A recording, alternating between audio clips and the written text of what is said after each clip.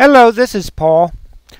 In our classes, we have talked very much about compatibility, not only with the hardware, which we want to get the proper hardware like a printer or even a set of headphones or whatever it might be. The proper programs are also equally as important to consider its compatibility. And in this step here, we are going to talk about an easier way to set this mode.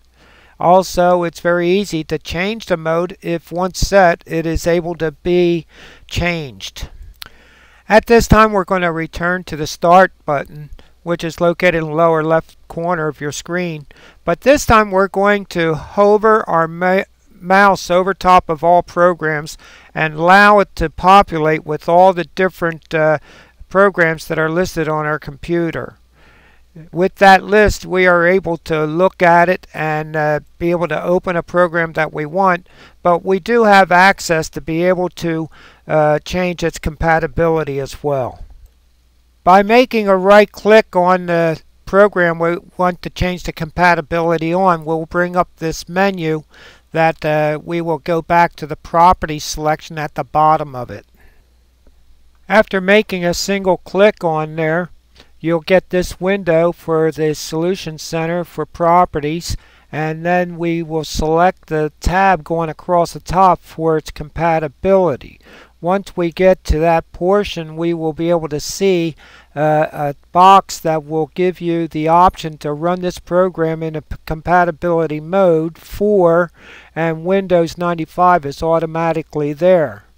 Once we are able to make our selection from a list using the drop-down menu, we are able to have it in the proper mode of a program that we're looking to have operate. So take notice that it will go from the beginning of Windows, which is Windows 95, on up to Windows 2000 for Windows XP, which is the next order of the release of Windows.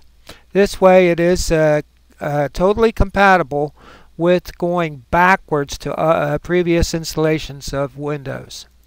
While on this screen, take notice that there is a display setting. Some of the really old programs, the resolution of the screen has changed.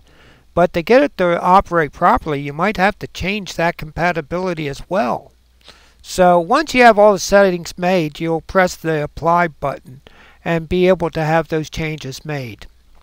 Once you're finished, you'll press the OK button. You'll go back to the desktop to be able to work your program and have the experience that you expect. You have just completed Unit 11, and now you know how to set compatibility to older programs installed on your computer. You might get these programs from a friend that has those programs laying around, and one thing that is very helpful is there might be a typing tutor program from an older version that is still very useful for Windows XP. Now, once you have gone over this, feel free to play it as often as you want, and as with YouTube, it is here 24 hours a day. Next unit is one of the most popular.